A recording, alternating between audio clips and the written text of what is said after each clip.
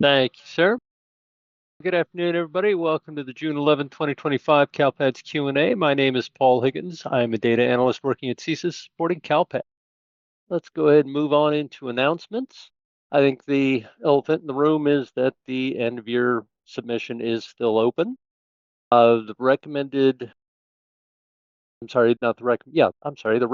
date for 0 errors is July 11th, 2025. So that's coming up in about a month. After that, the certification deadline is July 25th. The amendment window begins on the 26th and goes through the 8th, and that is intended for minor corrections only. You should be everything dead set by July 25th, but you do have until the 8th to get complete LEA CELPA approval for 3 and 4, and LEA approval for 1 through 4. Let's see here. We did have quite a few flashes coming through this week. We had Flash 303, 304, and 305 that have not hit the communications page yet. So CalPADS Flash 303 discusses guidance for reporting high school students who graduate or complete by August 15th. So going back up one step, as I said, the complete end of year submission will end on the 8th, which is before the 15th. So that means that anybody who you anticipate graduating by the 15th and you want included on the 4-year cohort and the end of year submission for end of year 3, all the counts, please submit that data on or before the 7th of August, because the 15.x reports will take the overnight refresh to incorporate the data. So everything that you want included in the cohort and the end of your submission should be submitted by 8/7. So everything can close on 8/8 with that data included. That's 303 in a nutshell, but it also has the process, what's going on, what values you should use, a couple scenarios. Good reading on that one. Please review that if possible. 304 is a discussion of what happens with the year-end rollovers. And I know that I've talked to, or not spoken to, but I've answered a couple of tickets where before the foster youth reports or the direct cert reports were pulled, all the students were exited. So the foster youth reports especially came back empty, except for those that were exited as E155, and a new bug exists for the E155 not coming up on the 5.9. So to get a full foster youth reporting, if you want to download them for future reference, make sure that your students are still enrolled. Then run the 5.6, 7, 8, and 9. So that way you'll have all your foster youth reports. The same thing goes for the direct cert. Neither one of those data tables are maintained across academic year lines, so all that data will be wiped out as of July 1st. And Flash 305 arrived this morning, and I haven't looked over it in depth, but the title is The New 25-26 Data Collections for Attendance Recovery Programs and Expanded Learning Programs. So this is a discussion of those attendance recovery programs, new and old, what's going to be expected of you, what changes are happening to the STAS file, to the new IVRs that are going to be in place to account for the attendance recovery rule or days. And there's also a scenario matrix down there to help you decide who gets what reported and when. So again, good reading. You'll definitely be needing this moving into the future, so look into those when you can. All right. Oh, and on June 8th, an email went out for the attendance data collection inquiry, reminding users to please respond to that inquiry to help CDE understand absenteeism at your LEA so they can help create better policy into the future. So I think that's going into the chat right now. I just posted it. Wonderful. Thank you, Gary. Angela, we had a build yesterday. How did that go? It went well. There was only one problem ticket that was fixed in it, so not a whole lot from the end user's point of view. All right. Did anybody else in the group have anything for the group? Angela, Sean, anyone? I have a thank you to DJ Marsh for the CALPADS May regionals. They are posted. It will come out later on in the digest. We were trying to get flashes out first. So it's there. And then did Marshall? Oh no, that was someone else. I thought Marshall had just put it in there. So you can find the May regional posted onto the CSIS YouTube page, and it is in the chat now. All right. Thank you, Sean. Thank you. All right. If we have nothing else, I'm going to jump into the Q&A box and start taking questions. All right. Ethan 301 Q1. We seek advice on the appropriate exit code to use for students who have been detained by ICE and moved out of state. In our case, they have been moved to Texas. We'd like to use T200, but don't have official written documentation that they transferred to a public or private school in that state. Does it have to be a T380 exit code and a dropout? No, it doesn't have to be a T380. And so sadly, if you have documentation that that student is no longer in the state of California, that's the documentation that you want to use. However, a local business practice really should be codified. So while this,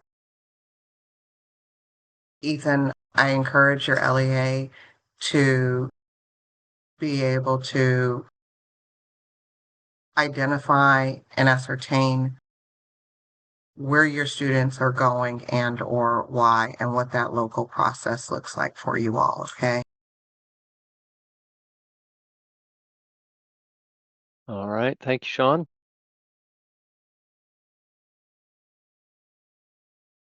SIN Q1. If I have already submitted exit codes for all students, but sites continue to receive record requests for students who are not returning, am I expected to update those exit codes throughout the summer until certification? If you're getting the record requests now, I would say it's early enough that yes, you should update those to T160s, indicating that you know that a request has come in and they are enrolling at a different site. That's well within your scope right now. Throughout the summer, I would say, unless it's a drastic number, yeah, you should probably keep those up to date. Does CDE or anybody else have a differing opinion on that? No, I agree, and I falter back to the data guide, and I think it's 14 days. Records should be kept within up to date within 14 days. So yes, you should continue to be able to ensure that what your data reflects in your SIS system is what's actually reflected in CALPADS as well. Perfect. Thank you, Sean. Alice at 301 Q1. A parent of a 12th grade NPS student declined the first offer of Adult Transition Program, ATP. I was informed by the Director of Student Services that the student did not earn a diploma or a certificate of completion, and their last day of school at the NPS will be on June 17th, which is later than our traditional school year. I know I should mark the end of the school year as E230 completer, since they did not earn a certificate of completion or diploma. Which exit code would be appropriate? I'm going to assume that you mean which completion code would be appropriate. So the completion codes are up on the screen. Gary has very kindly put that up there. So if they're in an NPS, finished grade 12, did not earn either a diploma or a certificate of completion, what should their completion status be? And I would say that well, I mean, they're only at the NPS because they're a student with disabilities. Maybe did not complete graduation requirements, not a grad? The 360? I mean, it's vague enough where it's accurate enough where that's stating the facts, it's just not getting into the student with disabilities portion of it.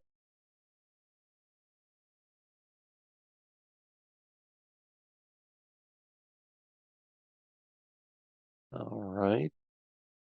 Okay, Sin, I see your Q2. We'll come back to that. Joanne, 301, Q1. At the May At the May CalPADS Regional, they referred to an updated flash for the 2025 Sunbucks. Has this updated flash come out yet? If so, what is the number of the flash? And if not, when will this updated flash?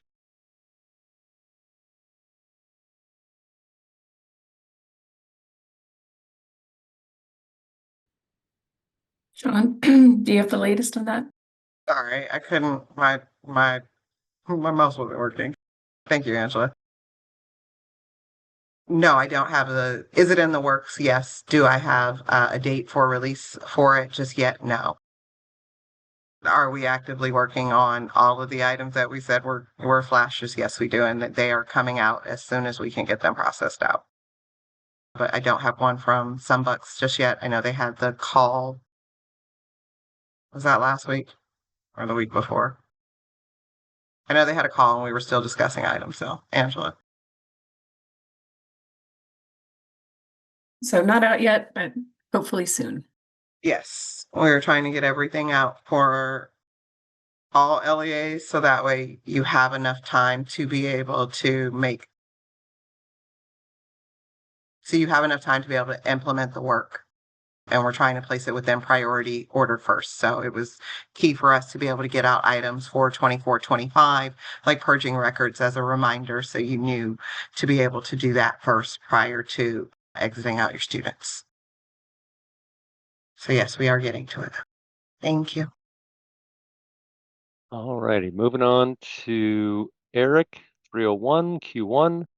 Could you please outline the steps to obtain the new state course numbers that align with CTE and capstone settings? For instance, we have course numbers 7211 and 12, as well as 7220 and 21, where 7212 and 7221 are designated as capstone courses. However, the CalPADS valid code documentation does not include any capstone courses.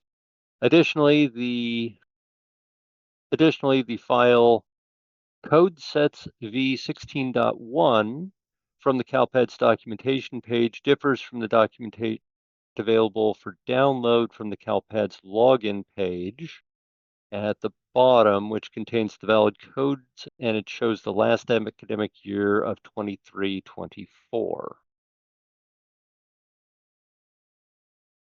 Well, that just sounds like a whole bundle of hairy wax there, Eric.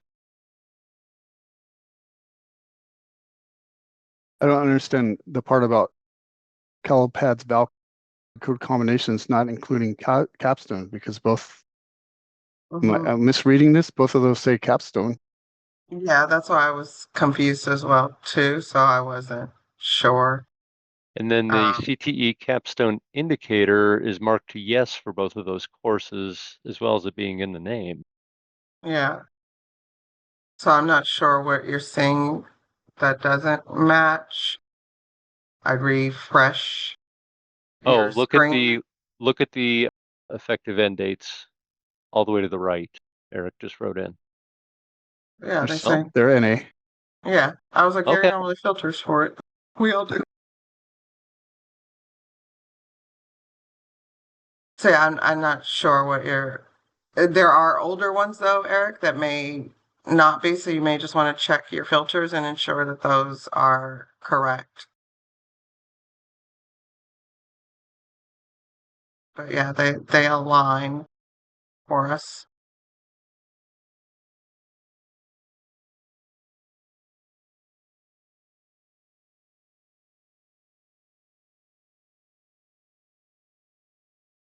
Where did we download the file? That comes from the CDE's page right here, system documentation. And it's this here version 16.1. I just downloaded it from the footer in CalPads too, and it was also 16.1. Good, thank you. I was about to ask Kai if he would look at that, but thank you for checking that, Ange. I've also added in a link under the reference section for the 24-25 CTE pathway user guide. So it has all of the state course codes per pathway in there as well. Oh, wonderful. Thank you, Kai. Look All at that right. teamwork. Just wonderful. All right, Sin, I see your Q3, and we'll come back to that. Beck 301, Q1. Our SELPA identified 3 students showing on our 16.14 with a program setting of 403 parentally placed in private school, where the school listed on the report is not the private school. The plan effective date of that record on the report was last year when the student actually was at the private school. Is this a defect? How the report is designed to pull the current school, not the school where they were at on that particular plan effective date? I guess the question, and your 1614 report is going to show multiple plan records if multiple plan records have been reported for a student. I tried to run 1614 right now, but Excel crashed my computer twice. So if you want to send in a ticket, I can look at some specific students for you. But you may see different program settings and that sort of thing depending on the plan effective start date, the adoption, that sort of a thing. So just as long as the most current or the most recent plan effective start date plan record is reporting the data correctly, current school, current program setting, that's what's going to be accounted for end of year. And she just responded, it's the school that is not in alignment. Right. Unfortunately, I wasn't able to pull it up. Excel is not cooperating, so a ticket is going to be necessary. Got it. Perfect. Thank you, Dominic. And just as a side note, you can't be this unfriendly to everybody. You're just so mean to these guys. I'm very sorry. As another side note, Dom, you gotta reboot. Don't do it now. Please don't. But you gotta reboot, and it's gonna take you like 3 times to reboot. Just FYI.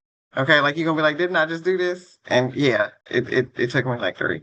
I cannot wait for that. Yeah, no, exciting, fun times. All right, moving on to Miguel at 304 Q1. Good afternoon, everyone. Good afternoon, Miguel. How are we to report Sunbucks data? If I remember correctly, we, LEA CalPads admins, were to get access to a different reporting system / site, but I have not received login credentials. I'm not sure if I missed something or the data would continue to be pulled through Calp.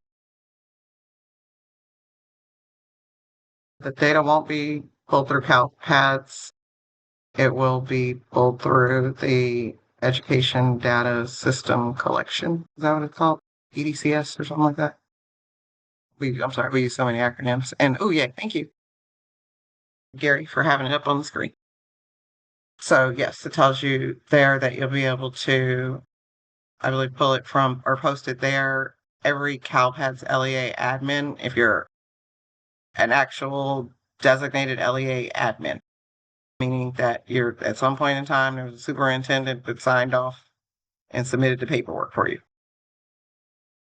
then you have access to that system. You probably already have access to that system from last year or years prior for ASVAB. And what's the other thing that goes over there? Anybody remember?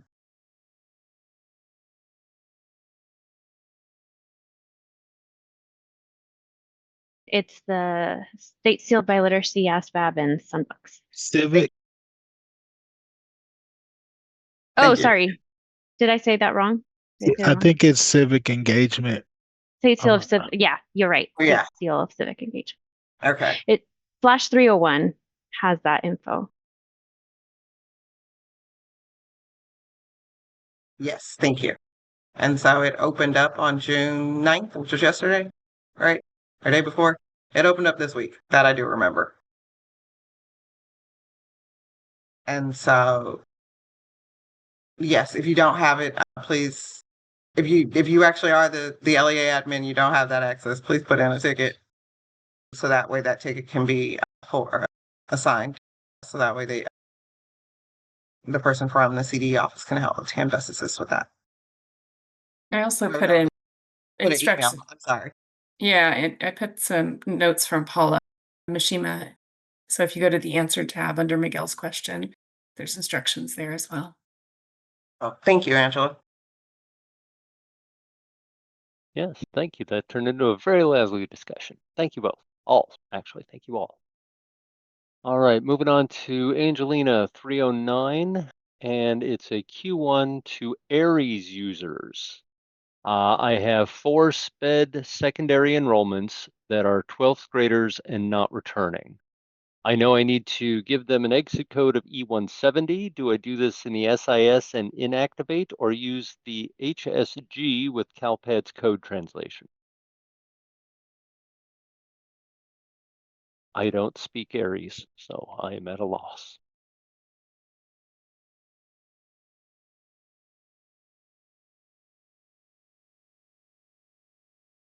Lou responded, end of year status equals 170.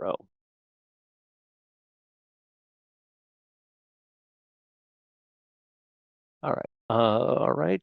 Angelina seems to think that worked for her. Okay, closing this out. Moving on. Roxanne at 309. We still have some initials that need to be held and finalized prior to June 30th. Although I just found out from our district that they plan to certify end of year 4 on June 18th. Yikes. So the initials that will not be completed by June 30th, June will not be included in this certification, but will be included during the amendment window. What is the impact that, as I am not the person certifying, but need to make sure that the SPED data is correct? So essentially, you'll want to make sure that anything that actually took place during the academic year, so July 1st through June 30th, is reported. So if those initials are finalized, as long as they are reported accurately on your reports that are certified at the end of the amendment window, that's going to report that would be correct. Also, if there are any initials that are going to be overdue as of June 30th, you want to make sure that a delay code is present on that pending meeting record so that that timeline is compliant. But essentially, any reportable incident or reportable transaction, something reportable that occurs during the academic year must be accounted for on your reports. Thank you, Dominic.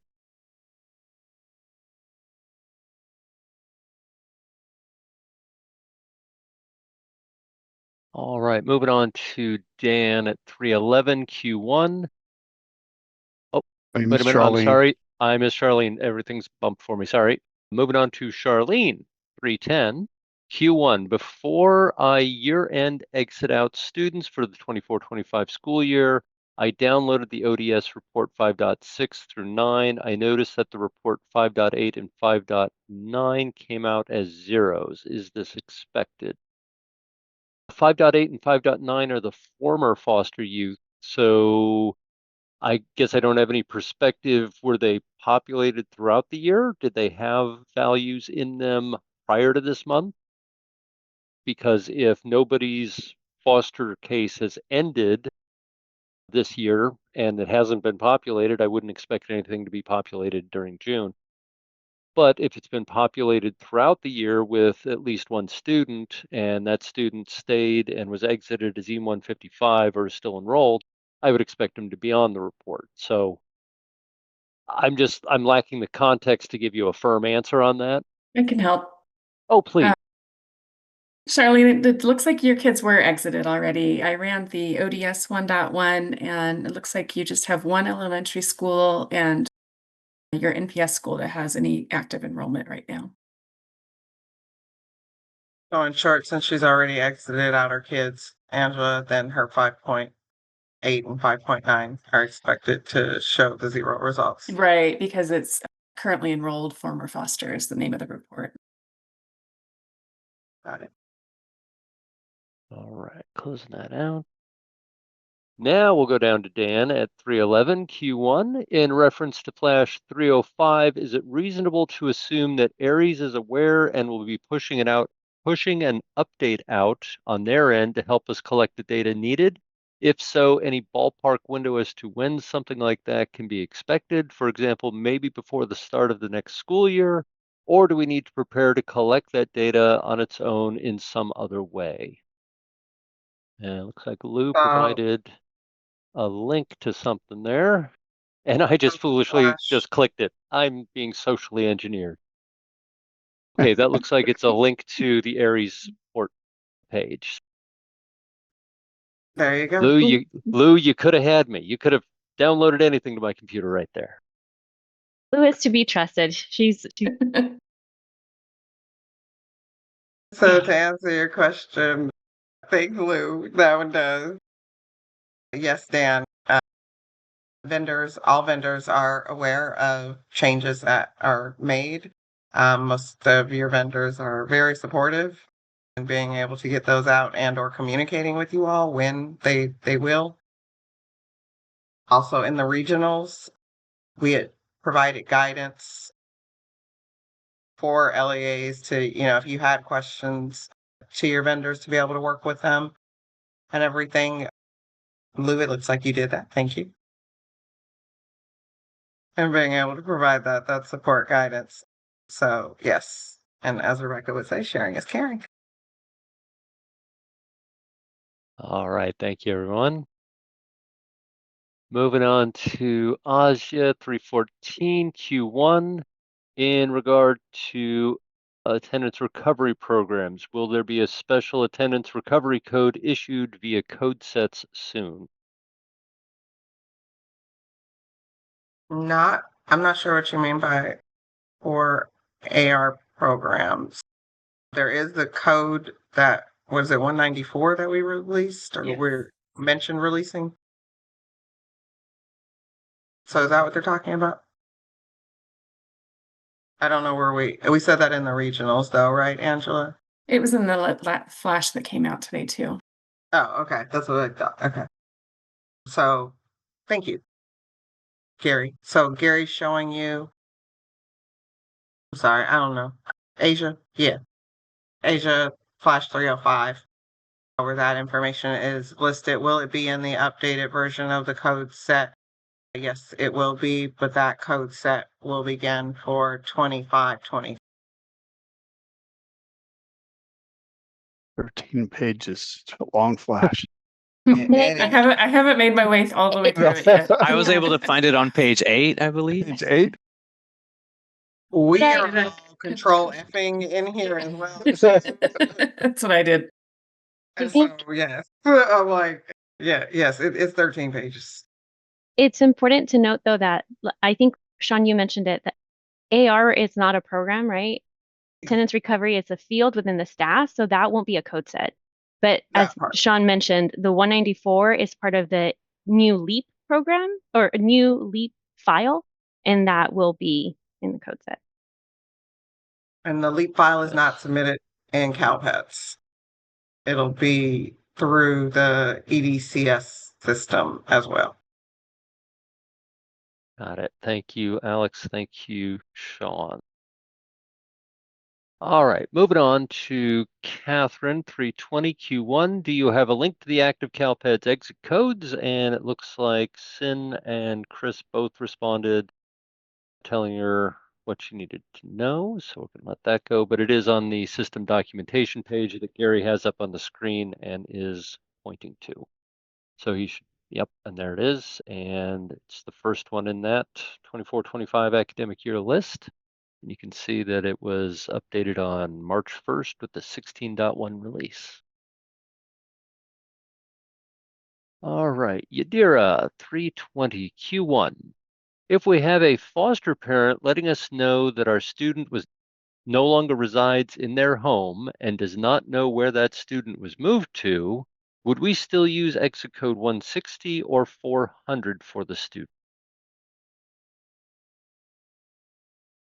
You would do your due diligence and find out where the student actually went to.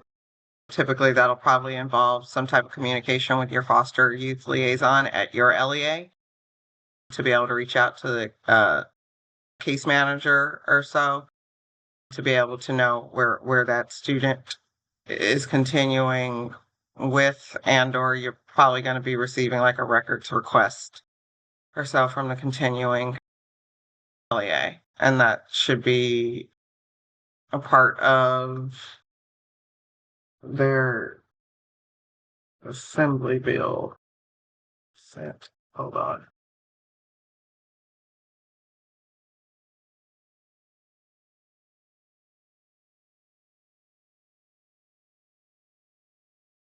Assembly Bill 2812, which goes back to your attendance supervisor, your CWA supervisor, which should incorporate that plan, being able to track your students and knowing where they went to.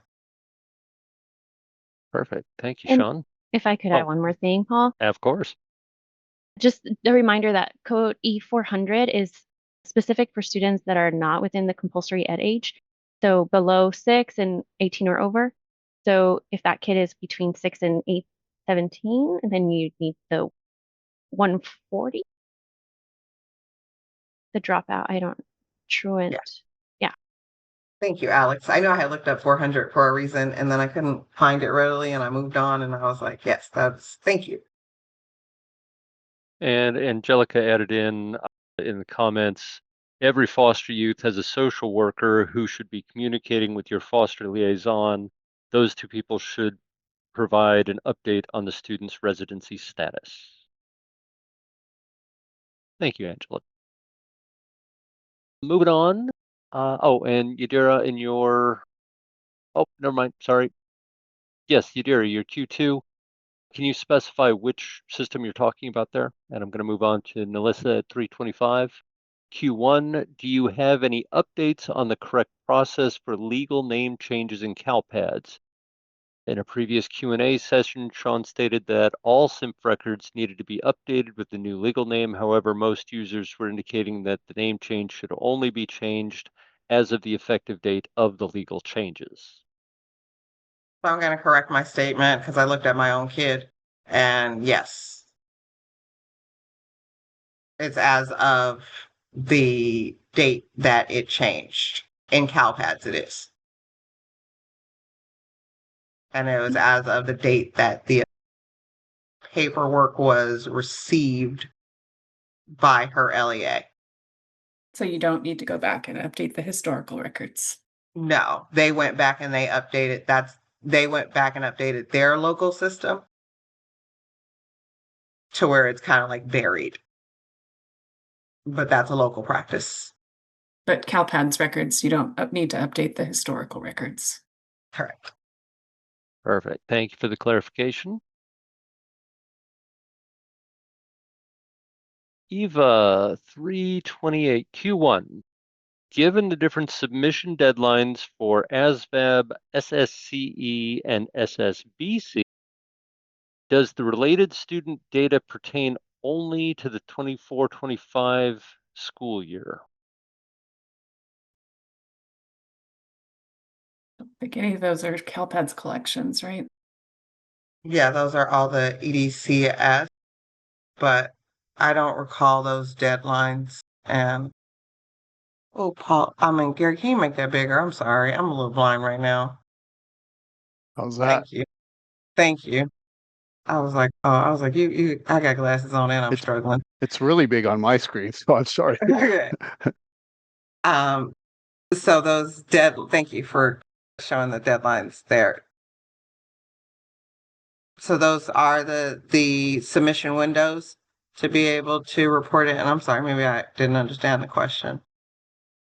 Does the related student data pertain only to 24-25 school? Yes. So for ASVAB, SSCE, then yes, you're reporting those for 24-25 school year. Is indicated actually at the top where it says the systems collections portion. And then for Sunbucks, if you had students for 24-25 that I think like are carrying over or something like that, I'm not the best on Sunbucks, so I'm just gonna stop talking.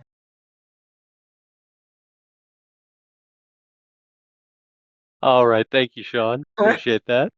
No problem.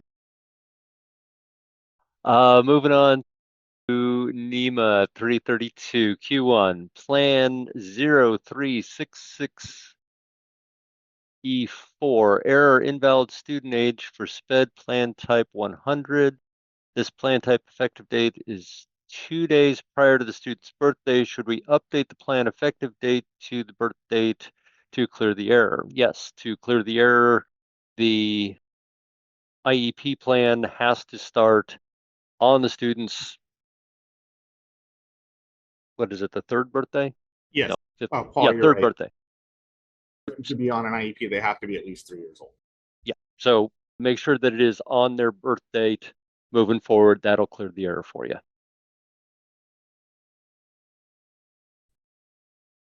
All right, moving on to Sylvia 332 Q1. I need scenarios for resolutions on SENR 0454E3. All right, Gary's pulled that up on the screen. Students must have previous grade 12 SENR record. Students with adult age student disabilities and transition status indicated must have an enrollment record in grade 12 in the previous academic year without the adult age student with disabilities and transition status indicated. And Sylvia, I put it in the chat if you want to grab the link that Gary's on.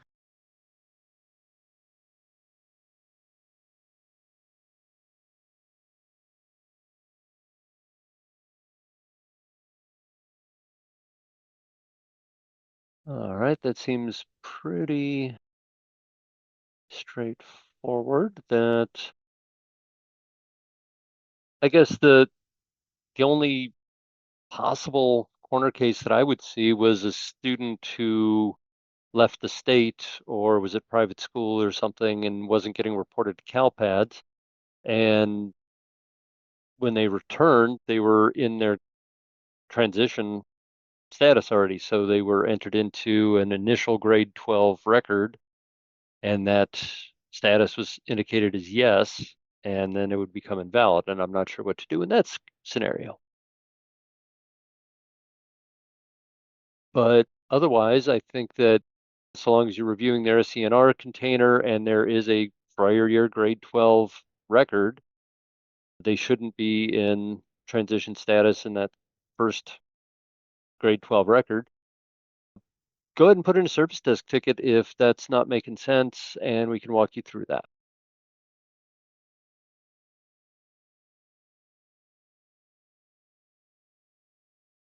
All right. Dean 333 Q1. Will there be a Sunbucks code sets? I like Andrew's answer. If someone can click on that one is beautiful. And that resolves to the SSBC data collection instructions. Nice. Okay. So there you go. So it's not a code set for CalPads, just because it's not, the information isn't being collected in CalPads, Christine.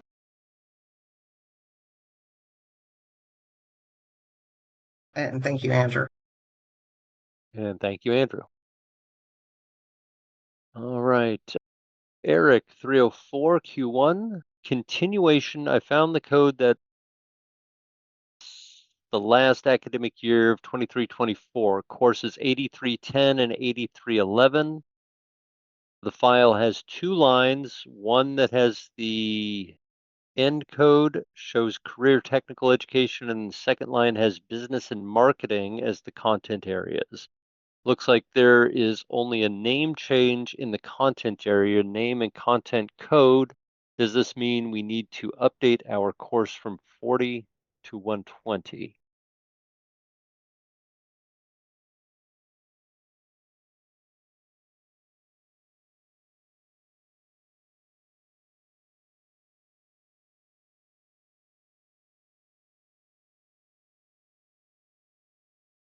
Content codes are Those came updated. out with the work that we did. So Paul, can you, Gary, can you scroll over? I'm confused. The content area codes I know have been updated. I don't know that the documentation is caught up. So sometimes you'll see doubles. One for, in this case, one with a content area of 40 and one with a 120. The 120 is the newer one. I'm not sure why the 40 would still be showing up, although I've had a couple tickets like this in the past, checked with requirements, and they have been updated.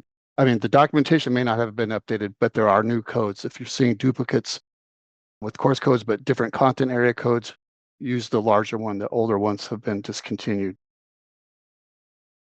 He would like us to remove the last academic year filter. Oh, so you we can see what I them just all. was talking about? Okay. Yeah. Yeah, these There you are old. I thought I told asked requirements about when we were going to get these taken off, but We were supposed to the 40 ones have an end year though. oh, But I okay, guess so they're that, on there for historical yeah, reasons? Yeah. exactly. So that's why, Eric, we leave them there for the historical reasons, so you know what changes we were made. And that came out, it came out in a flash when we stated we were updating this for CTE reasons. It has to do with the work that we did when we we remapped it. There's a flash on it that states that we were remapping and making minimal changes, but it wouldn't impact them. It was for it was so the dashboard records could be better, more easily identified. Anybody remember what flash that was? No, I just remember the wording in the flash because I wrote it. That was all. Okay. All right. Eric, if that wasn't sufficient, please put in a service desk ticket and we'll try and work our way through that with you. All right, moving down, I see Ethan has a Q2 and Sylvia has a Q2. So I'm going to go back up and hit send. Q2 at 301. Could CSIS consider implementing a system to monitor and track support tickets directly in CALPAD? I can take that one, Paul. So Please. it's actually the CDE that hosts the service desk software for CalPads. And the system that we're using is very old, so they are in the process of exploring a newer version of something.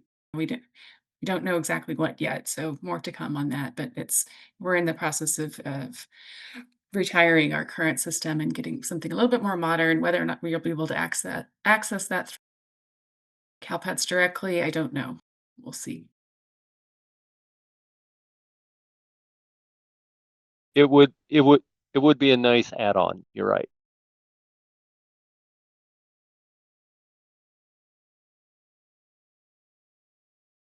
And it looks like Adriana is responding to you. So I'm going to move down. Send your Q3. If the local direct certification file lists students as foster care, but they do not appear on the county's foster youth list, should I consider them as foster? I have limited understanding of the county foster youth match, but the CalPADS foster youth match works directly with CDSS, collecting all qualifying foster youth cases that they can identify. So yes, if CalPADS is identifying them as foster youth, identify them as foster youth for all CalPADS reporting. And outside of that, I can't answer that. I can speak to the CalPADS aspect, but I can't speak to life in general with how you're going to consider those students if they don't match on the county report. But He's again, saying looks from like the direct cert file. And so I don't know, the direct cert file doesn't list us foster, it lists us SNAP, She TANF. she says their local direct certification file. So they have Oh, sorry. yeah, Okay. yeah. I missed that word. My bad. I misread it the first time too. I had to reread it again. Okay. And Thank you. I don't even know who we should direct her to ask that question. Is Sean, do you know off the top of your head who would be the foster? Is it her foster liaison that she would Yeah. ask? Yeah, because if they're doing their local foster match, I mean, their local direct cert match, that's not the state one. So yes, it would be your local foster liaison. And typically they're in communication with your county office foster liaison. But we've gotten a lot of tickets from you all lately, and I don't think everybody talking. So yeah, just everybody just have a conversation at the dinner table. I'm not cooking. Yeah, well, thanks. All right. To grill. All right. Let's move on to Yadira at 324 Q2. I have all new administration and have emailed them to get access to the Sunbucks admin and have not heard or received anything. You know what email address you used, Yadira? Yeah. And I thought it's only 2 of them that can have it still.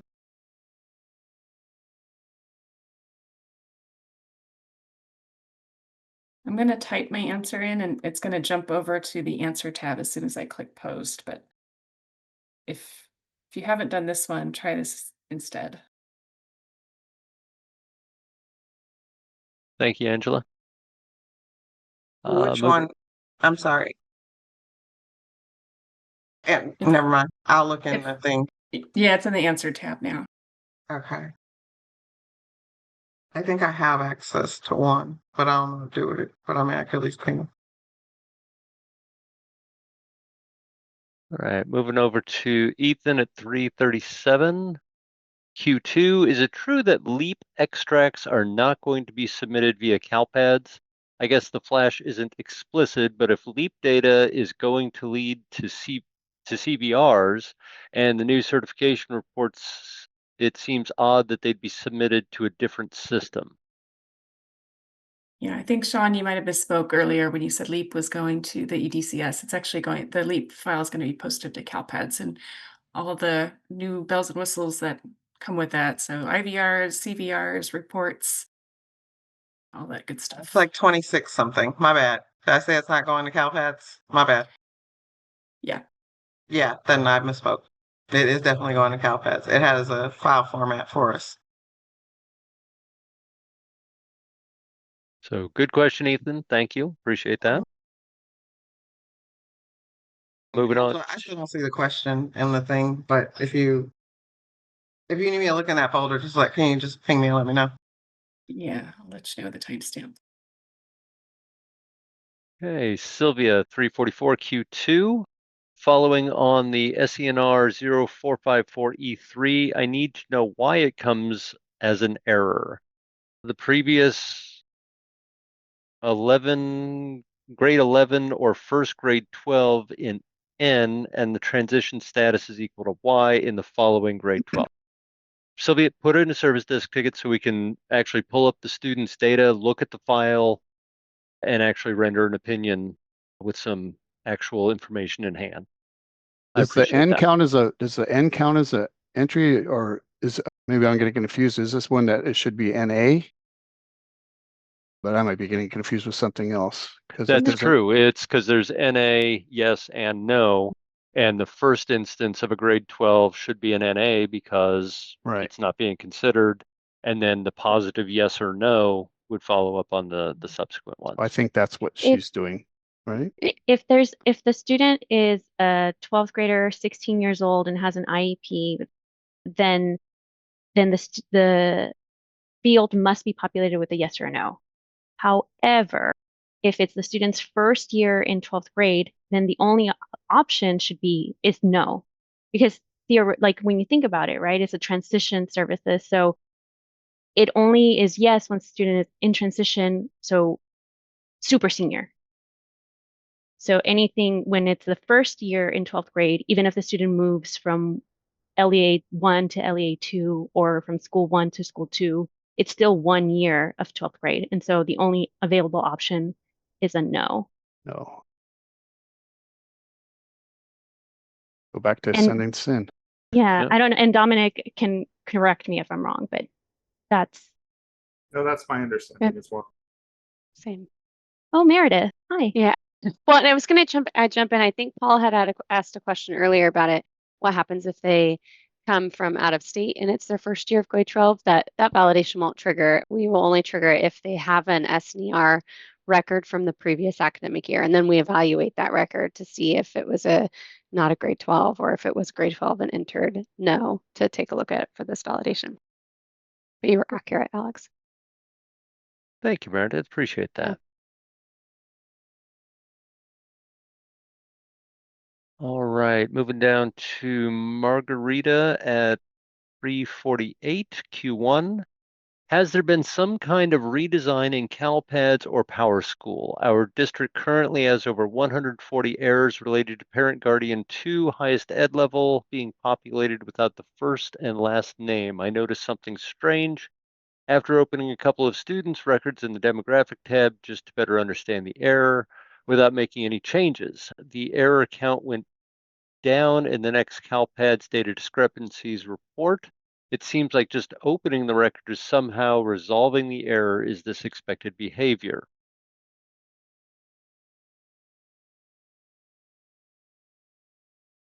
Be a real good fix if all you had to do was look at the data. That'd be quantum physics. If she's talking about the SENR 0635 E3, there was an issue with that, which I think the fix-in went in yesterday, so that might explain why the numbers went down. Good call, Gary. Yeah, it was triggering, I think, on historical records when it was only supposed to trigger on the most recent synth. So you should have expected a drop in the count of errors for that one. And then Ethan's got some suggestions there.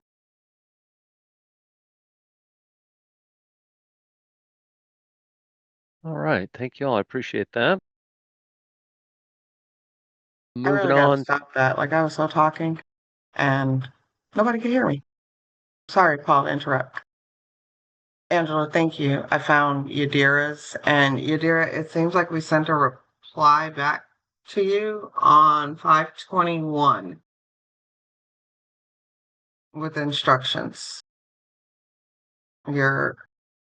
I didn't see a school name, but I've got Eastside Union Elementary.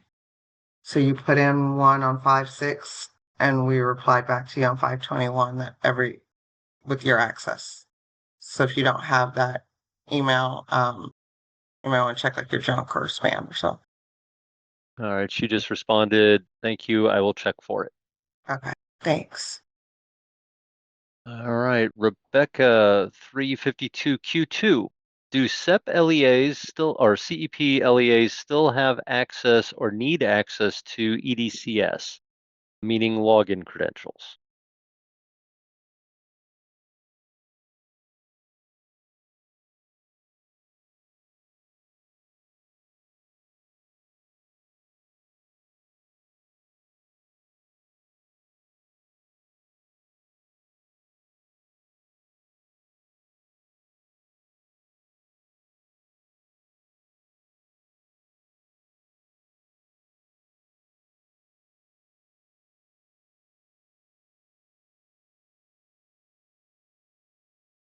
So collect annually for Sunbucks eligibility may also be used for LCFF purposes. Universal Benefits app. All right, so it looks like CEP schools, you need to submit the UBA annually for Sunbucks eligibility.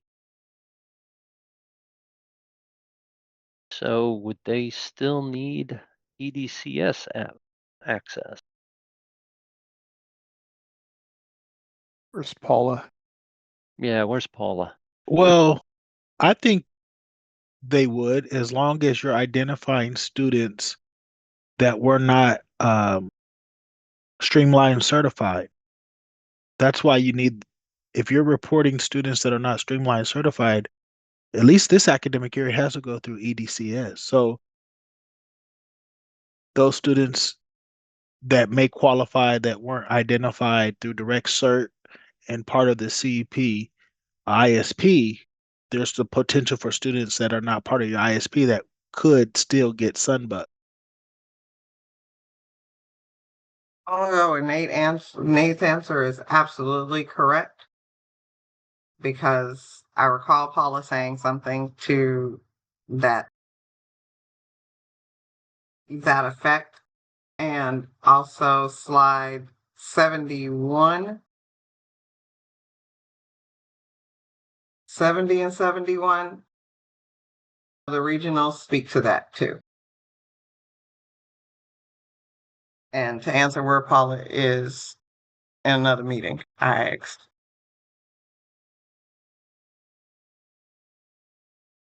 But we got through it. All right, appreciate all the input on that. So, Paul, And sorry, yes, sir. I have some more information for Rebecca from her question 1 about the school showing up on 1614 not matching. The documentation for 1614 shows that the school of attendance comes from the SENR record. So that's always going to be whatever school the student is at the time the report is generated, based on the most recent SENR record. So the plan record is only going to really report the LEA and the plan, like the program setting code. For example, this was a question about students in a private school with the private school program setting. And it's only going to show the LEA and the school. We don't care about what school in the district the student is reporting the plan from. I don't know if I just made that a lot worse or any better. Well, we appreciate you weighing in, Dominic. All right, we are just crashing in at 4:01, so good time management on our part. Thank you all for coming today. Good discussions all the way around. If you need any help between now and the next Q&A, please open a CalPADS service desk ticket so we can get back to you as quickly as possible and resolve your issues. Otherwise, we'll see you back here next week.